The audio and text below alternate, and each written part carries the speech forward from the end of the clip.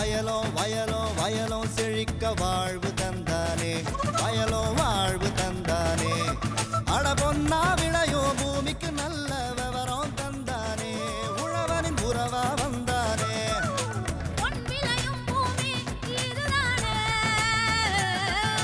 வயலோ வயலோ வயலோ செழிக்க வாழ்வு தந்தானே, வயலோ வாழ்வு தந்தானே.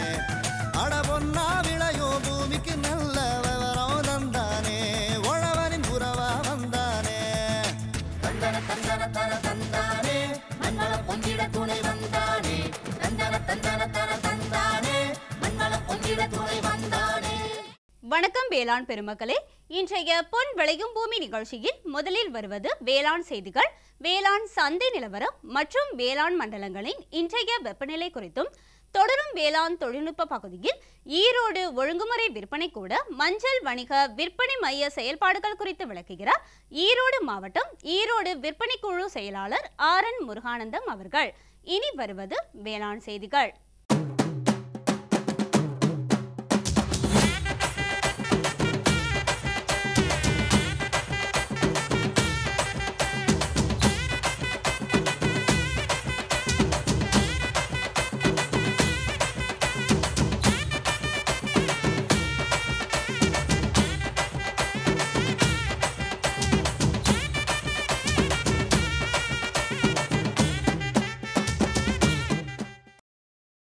வணக்கம். வேளாண் செய்திகள்.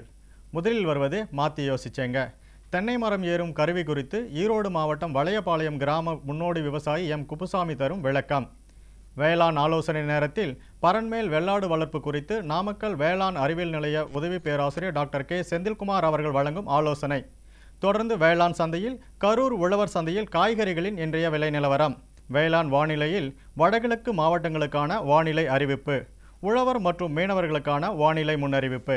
விரிவான செய்திகள். மாற்றி யோசிச்சேங்க. வேளாண் சார்ந்த தொழில்களில் இயந்திரங்களின் பயன்பாடு பல்வேறு வகைகளில் பயனுள்ளதாக அமைந்துள்ளது. குறிப்பாக தென்னை மரம் ஏறுதல் பார்த்தாலே மலைக்கு தோன்றும் ஒரு மாபெரும் வேலையாகும். தென்னை மரம் ஏறுதல் எளிதாக்கும் வகையில் ஈரோடு மாவட்டம் மைராடா வேளாண் அறிவியல் நிலையம் தந்த பயிற்சியில் பங்கு பெற்று அவர்கள் தந்த மரம் ஏறும் கருவியை உபயோகித்து தென்னை மரம் ஏறுதல் எவ்வளவு எளிது என்பதை ஈரோடு மாவட்டம் வளையபாளையம் கிராம முன்னோடி விவசாயி எம். குப்புசாமி தரும் விளக்கம்.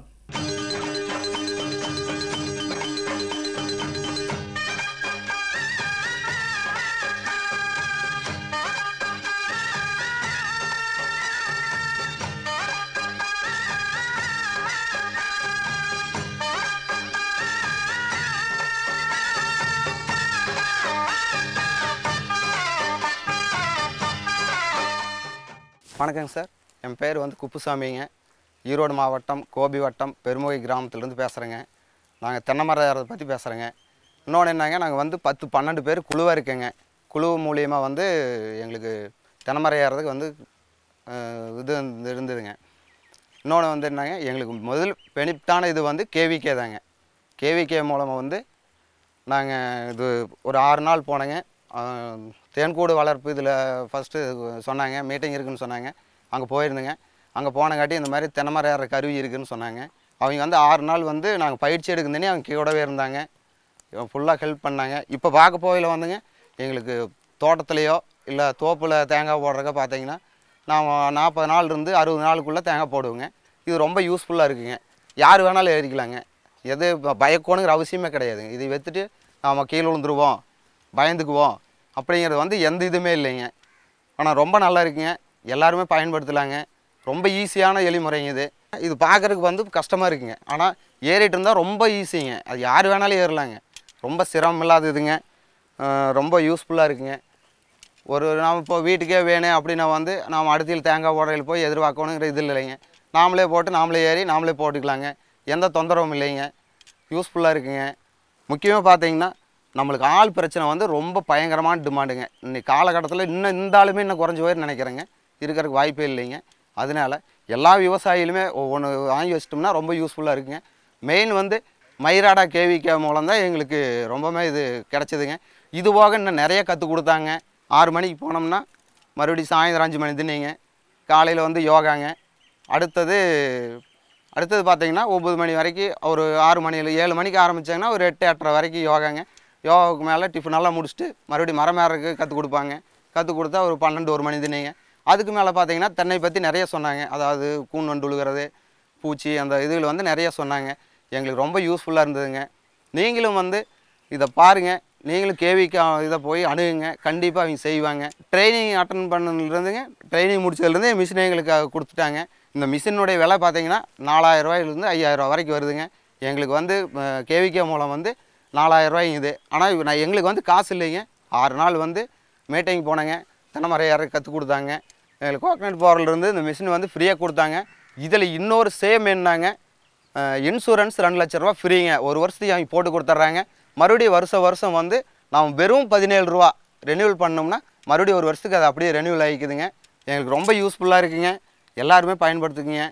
இது அருமையான வாய்ப்புங்க. கேவிகே மயிராடாவை முக்கியமாக அணுகுங்க, ரொம்ப யூஸ்ஃபுல்லாக இருக்குங்க. மேலும் விவரம் பெற விவசாயி எம் குப்புசாமி அவர்களை 0803011743 எனும் கைபேசி எண்ணில் தொடர்பு கொள்ளலாம். இனி வருவது வேளாண் ஆலோசனை நேரம்.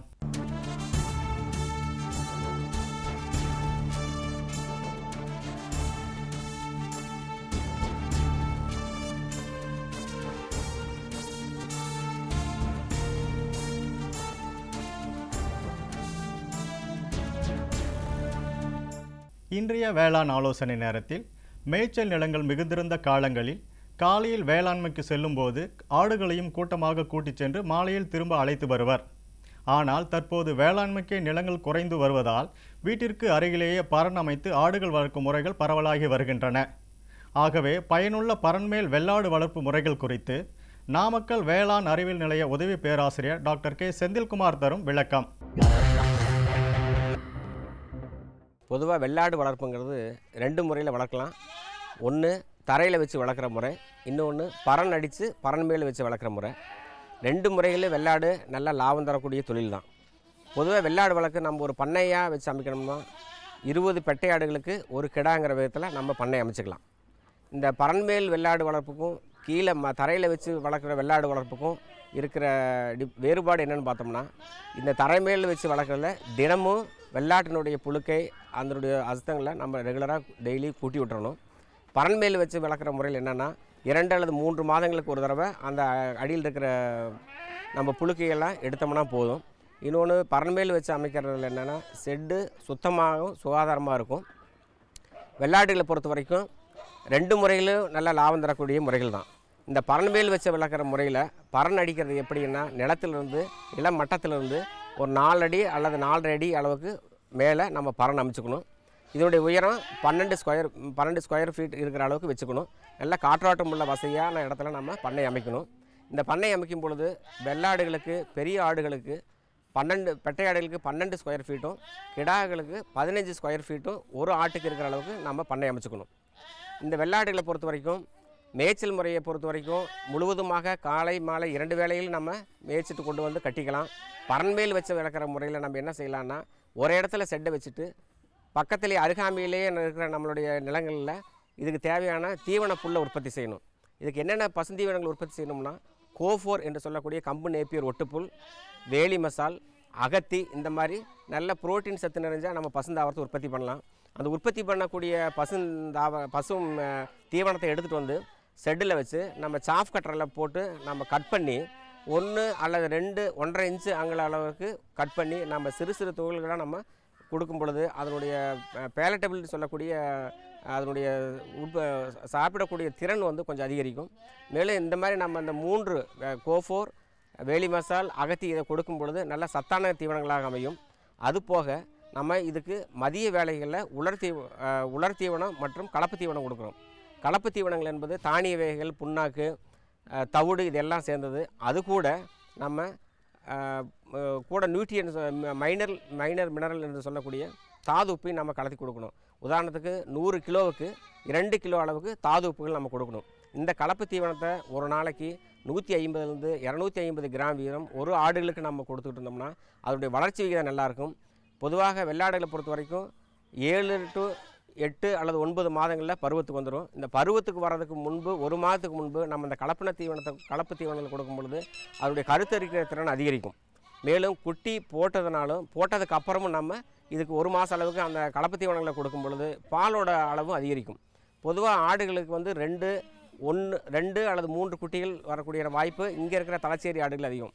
இந்த வேளாண்மை அறிவியல் நிலையத்தில் தலச்சேரி ஆடுகள் வளர்க்கப்படுகிறது, மேலும் கன்னி ஆடு வளர்க்கப்படுகிறது. இந்த தலச்சேரி ஆடுகளில் 2 குட்டி போடக்கூடிய தன்மை கொஞ்சம் அதிகமாக இருக்கும். மேலும் 2 குட்டிகள் போட்டாலும் அதுக்கான பால் வந்து நம்ம வெளியிலேருந்து வாங்கி கொடுக்க தேவையில்லை. தாயாட்டிலேருந்தே அந்த 2 குட்டிகளுக்கு தேவையான பால் அதில் கிடச்சிக்கும்.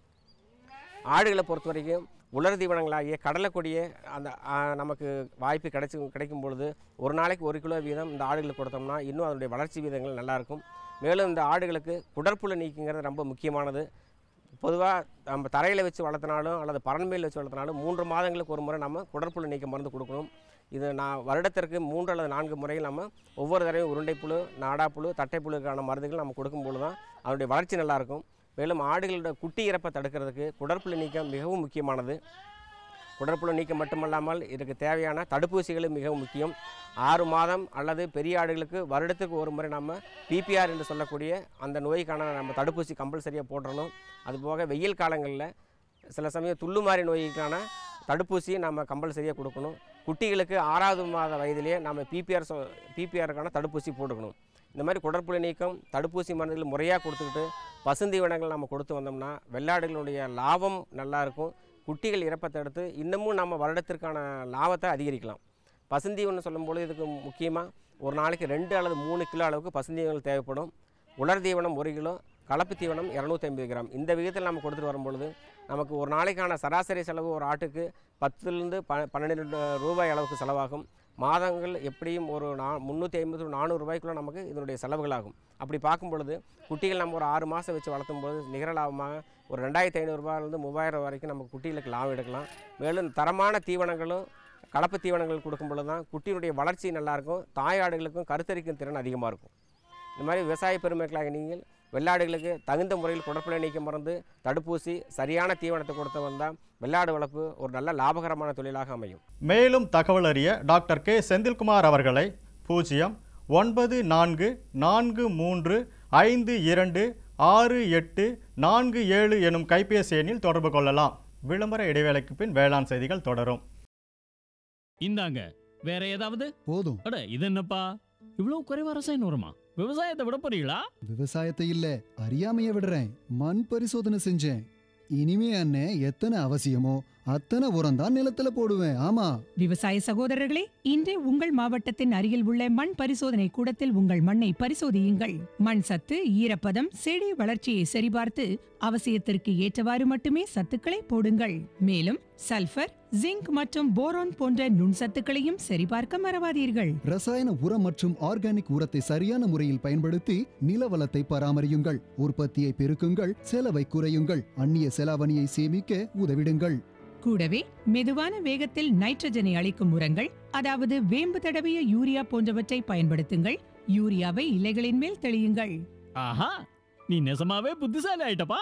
மேலும் விவரங்களுக்கு தொடர்பு கொள்ளவும் மாவட்ட வேளாண் அதிகாரி அல்லது விவசாயி கால் சென்டரை. இனி வருவது வேளாண் சந்தை. வேளாண் சந்தையில் கரூர் உழவர் சந்தையில் காய்கறிகளின் இன்றைய விலை நிலவரம். கத்திரிக்காய் 1 கிலோ 10 ரூபாய்க்கும், வெண்டைக்காய் 1 கிலோ 18 ரூபாய்க்கும், அவரைக்காய் 1 கிலோ 64 ரூபாய்க்கும், புடலங்காய் 1 கிலோ 18 ரூபாய்க்கும், சொரக்காய் 1 கிலோ 6 ரூபாய்க்கும், பாகற்காய் 1 கிலோ 26 ரூபாய்க்கும், சின்ன வெங்காயம் 1 கிலோ 32 ரூபாய்க்கும், பெரிய வெங்காயம் 1 கிலோ 26 ரூபாய்க்கும், பச்சை மிளகாய் 1 கிலோ 20 ரூபாய்க்கும், தக்காளி 1 கிலோ 24 ரூபாய்க்கும், இஞ்சி 1 கிலோ 60 ரூபாய்க்கும், உருளைக்கிழங்கு 1 கிலோ 20 ரூபாய்க்கும், பீன்ஸ் 1 கிலோ 46 ரூபாய்க்கும், கேரட் 1 கிலோ 30 ரூபாய்க்கும், பீட்ரூட் 1 கிலோ 28 ரூபாய்க்கும், முட்டைக்கோஸ் 1 கிலோ 16 ரூபாய்க்கும், சவுசவ் 1 கிலோ 28 ரூபாய்க்கும், கருவேப்பிலை கட்டு ஒன்று 5 ரூபாய்க்கும், கொத்தமல்லி கட்டு ஒன்று 8 ரூபாய்க்கும், புதினா கட்டு ஒன்று 5 ரூபாய்க்கும் விற்பனை செய்யப்பட்டது. இனி வருவது வேளாண் வானிலை.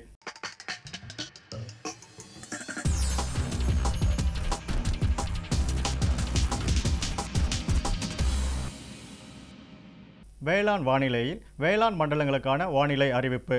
வடகிழக்கு மண்டல மாவட்டங்களான திருவள்ளூர், காஞ்சிபுரம், சென்னை, வேலூர், திருவண்ணாமலை, விழுப்புரம் ஆகிய மாவட்டங்களில் காற்றின் வெப்பநிலை அதிகபட்சமாக 34 டிகிரி செல்சியஸாகவும் குறைந்தபட்சமாக 26 டிகிரி செல்சியஸ் ஆகவும் காற்றின் ஒப்பு ஈரப்பதம் 87%ஆகவும் காற்றின் வேகம் மணிக்கு 4 கிலோமீட்டராகவும் மண்ணின் ஈரப்பதம் 15 சென்டிமீட்டர் ஆழத்தில் 24.3%ஆகவும் மண்ணின் வெப்பநிலை 15 சென்டிமீட்டர் ஆழத்தில் 31.2%ஆகவும் மழை அளவு 1.4 மில்லிமீட்டராகவும் சூரிய கதிர்வீச்சு 468.9 கலோரி பர் சென்டிமீட்டர் ஸ்கொயராகவும் வளிமண்டல அழுத்தம் 1001.1 ஹெக்டா பாஸ்கல் அளவாகவும் இலையின் ஈரப்பதம் மணிக்கு 2ஆகவும் இருந்தது.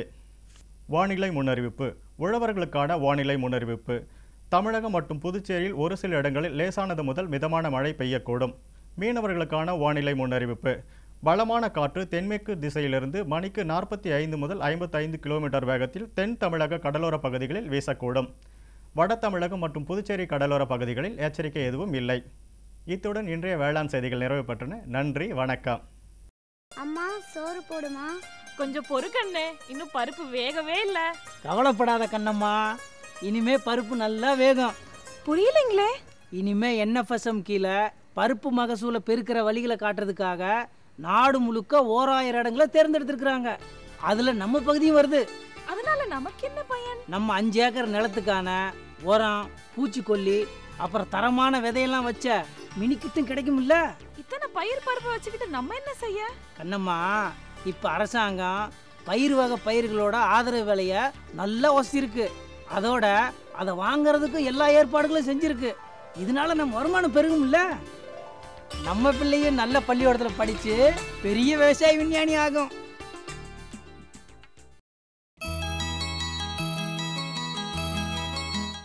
விவசாயிகளுக்கு மகிழ்ச்சி தருவது வேளாண்மையில் தான் விளைவித்த பொருட்களை நல்ல விலைக்கு விற்பனை செய்யப்படும் போதுதான். இந்த அரிய பணியை செய்து வரும் ஈரோடு ஒழுங்குமுறை விற்பனை கூட மஞ்சள் வணிக விற்பனை மைய செயல்பாடுகள் குறித்து விளக்குகிறார் ஈரோடு மாவட்ட ஈரோடு விற்பனை குழு செயலாளர் RN முருகானந்தம் அவர்கள்.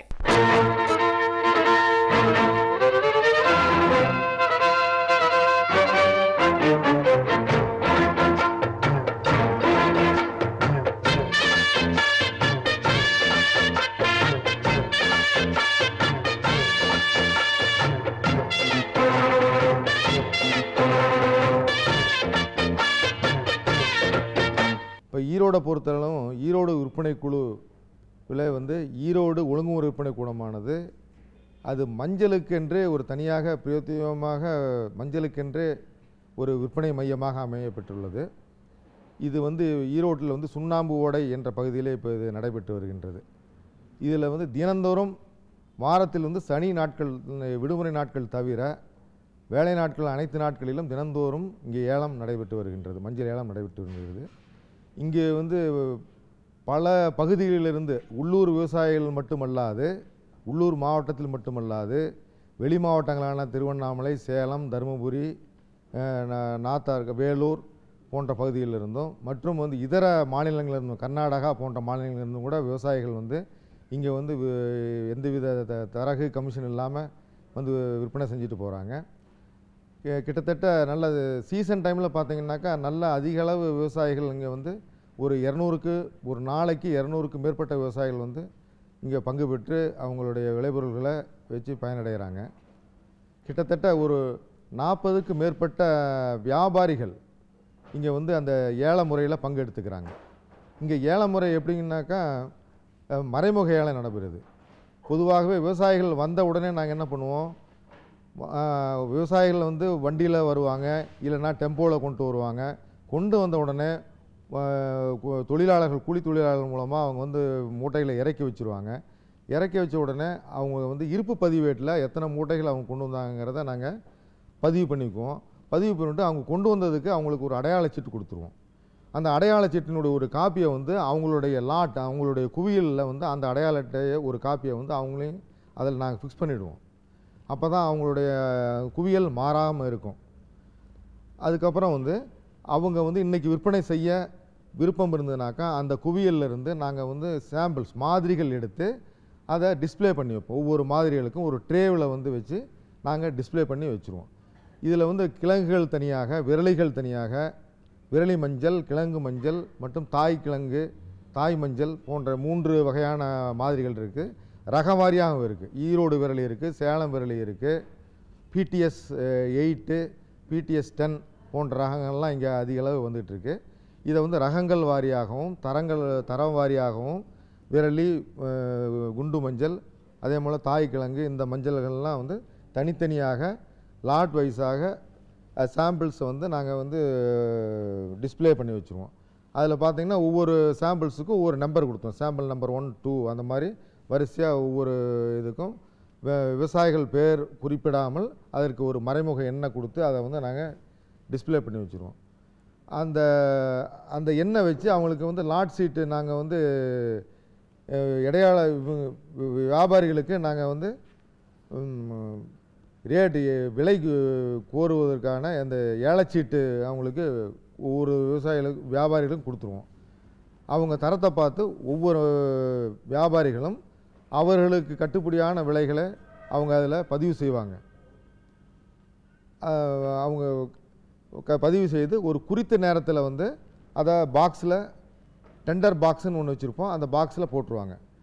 அந்த பாக்ஸில் போட்டு முடித்த உடனே அந்த குறித்த நேரம், அதாவது ஒரு மணி நேரம் இடைவெளி கொடுத்து அந்த 1 மணி நேரம் ஆன பிறகு அந்த சரியாக ஒரு 11:30 மணி அளவிலே அந்த பாக்ஸை வந்து நாங்கள் ஓப்பன் பண்ணி டெண்டர் படிப்போம்.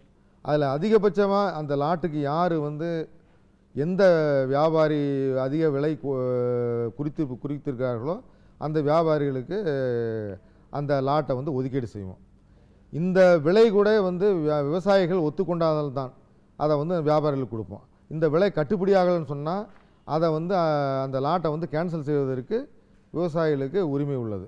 அது வந்து நாங்கள் வந்து எங்களுக்கு இந்த விலை எங்களுக்கு கட்டுப்படி ஆகலை, நாங்கள் தருவதற்கு விருப்பம் இல்லை, நாங்கள் இன்னும் ஒரு பொறுத்து நாங்கள் மறுபடியும் ஒரு வாரமோ 2 நாட்களோ கழித்து நாங்கள் மறுபடியும் சாம்பிள்ஸ் வச்சு விற்பனை செய்து கொள்கிறோம் என்று சொல்வதற்கு விவசாயிகளுக்கு அந்த உரிமை இருக்குது.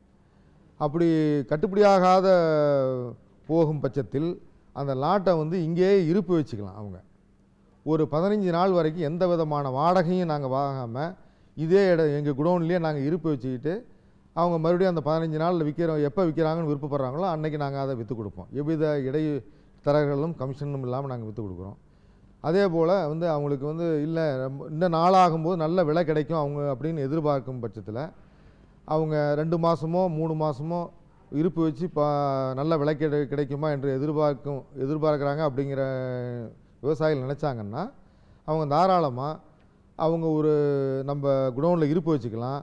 அவங்க அதற்கு வந்து நாங்கள் வந்து அவங்களுக்கு உடனடி பணம் ஏதாவது தேவைப்பட்டால் கூட பொருளின் மதிப்பிலிருந்து 50% மதிப்புக்கு அல்லது அதிகபட்சமாக 2 லட்சம் ரூபாய் இதில் வந்து எது குறைவோ அதை வந்து நாங்கள் 5% வட்டியில் வந்து அவங்களுக்கு கடனாக வழங்குகிறோம்.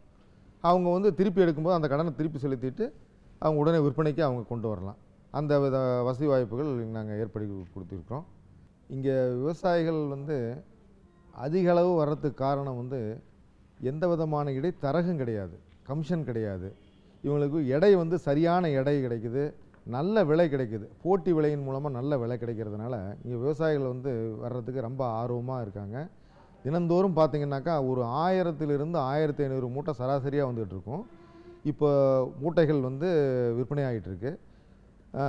சீசன் விலை ஏறும்பட்சம் காலத்தில் பார்த்திங்கனாக்கா நல்லா 2000-3000 மூட்டைகள் தினந்தோறும் வர அளவு கூட அதிக அளவு வந்து மூட்டைகள் வருது. இந்த மூட்டைகள்லாம் சரியான எடை நாங்கள் போட்டு சரியான விலைகள் கணக்கிட்டு அவங்களுக்கு வந்து பணம் வந்து எந்த விதமான தொய்வும் இல்லாமல் அவங்களுக்கு பணம் பட்டுவாடா செய்வதனால விவசாயிகள் ஆர்வமாக அவங்க வந்து இந்த ஈரோடு ஒழுங்குமுறை விற்பனை கூடத்தில் வந்து விற்பனை செய்வதற்கு ரொம்ப ஆர்வமாக பல்வேறு பகுதியிலிருந்து விவசாயிகள் வந்து பங்கெடுத்துக்கிறாங்க. அதே போல் வந்து டிக்கர் போர்டுன்னு சொல்லிட்டு ஒரு கம்ப்யூட்டரில் வந்து இன்டர்நெட் கனெக்ஷனோடு வச்சுருக்கோம். அதில் பார்த்திங்கன்னா பல்வேறு இடங்களில் நிலவக்கூடிய விளைபொருள்களுடைய விலை நிலவரங்களை நாங்கள் அப்பப்போ அனௌன்ஸ் பண்ணிகிட்ருக்கோம். அது மஞ்சள் மட்டுமல்லாது மக்காச்சோளம், பருத்தி, நெல், இந்த மாதிரி பல்வேறு வகையான விளைபொருட்களுடைய விலை விவரங்கள், இந்த ஊரில் என்ன விலை விற்கிது, இந்த ஊரில் என்ன விற்பனை விலை என்ன அப்படிங்கிறத வந்து விவசாயிகள் வந்து தெரிஞ்சுக்கிறதுக்காக அந்த டிக்கர் போர்டுங்கிற ஒரு கருவியை இங்கே பொருத்தி அநேகமாக ஈரோடு ஒழுங்குமுறை விற்பனை கூடத்தில் மட்டுமல்லாது எல்லா கிட்டத்தட்ட ஒரு அனைத்து ஒழுங்குமுறை விற்பனை கூடங்களிலும் அதை நாங்கள் நிறுவி விவசாயிகளுக்கு அது ஒரு பயன்பாட்டுக்கு கொண்டு வந்துட்டுருக்கிறோம் என்பதை தெரிவித்துக் கொள்கின்றேன்.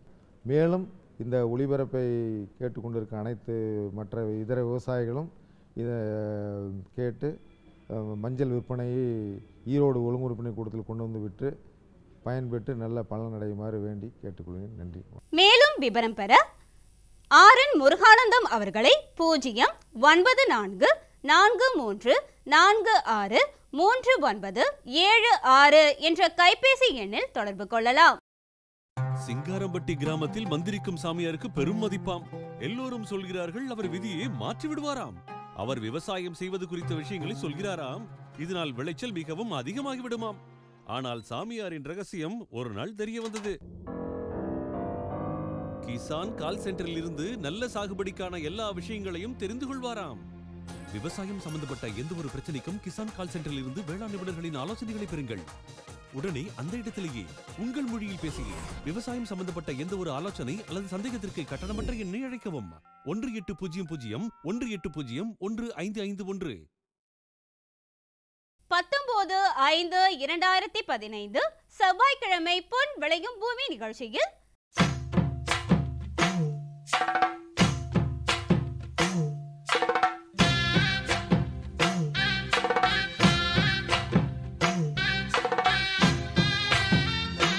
மாத்தி யோசிச்சேங்க. வெண்பன்றி வளர்ப்பு குறித்து தேனி மாவட்டம் நாராயண தேவன்பட்டி கிராம விவசாயி ஆர் தங்கராஜ் அவர்கள் தரும் செய்தி. வேளாண் ஆலோசனை நேரத்தில் கரும்பு சாகுபடியில் நிலம் தயாரித்தல் குறித்து கோயம்புத்தூர் தமிழ்நாடு வேளாண்மை பல்கலைக்கழக வேளாண் காலநிலை ஆராய்ச்சி மைய பேராசிரியர் மற்றும் தலைவர் முனிவர் எஸ் பன்னீர்செல்வம் அவர்கள் தரும் விளக்கம். வேளாண் தொழில்நுட்ப பகுதியில் அக்மார்க் திட்ட விழிப்புணர்வு குறித்து ஈரோடு மாவட்ட வேளாண் வணிகத்துறை துணை இயக்குனர் அலுவலக மாநில அக்மார்க் ஆய்வுக்கூட வேளாண்மை அலுவலர் எம் குணசேகரன் அவர்கள் தரும் விளக்கம் ஆகியன இடம்பெறும். மீண்டும் நாளைய பொன் விளையும் பூமி நிகழ்ச்சியில் பல புதிய தகவல்களோடு சந்திப்போம். நன்றி, வணக்கம்.